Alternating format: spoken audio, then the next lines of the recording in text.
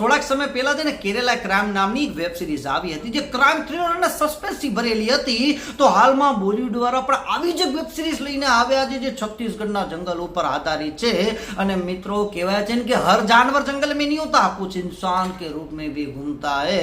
અને G5 ઉપર crime thriller અને સસ્પેન્સથી ભરેલી જનાવર નામની એક વેબ સિરીઝ આવી છે.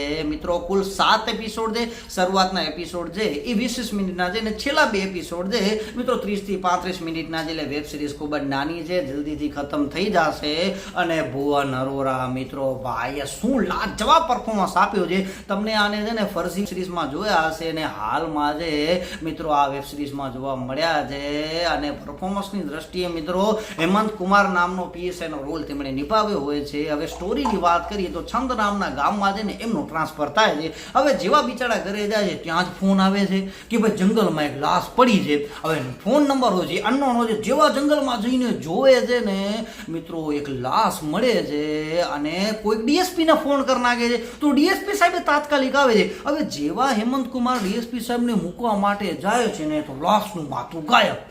હવે એમે શોધવા માટે ઇન્વેસ્ટિગેશન શરૂ થાય છે ને જેવા પોલીસ સ્ટેશનમાં જાય છે ને તો મોટો બોર્ડ હોય છે જેમાંથી મિત્રો ઘણા બધા લોકો છે ને ગાયબ થઈ ગયા છે. હવે આ લોકોને ગાયબ કોણે કર્યા એના પછી એની શોધખોળ શરૂ થાય છે.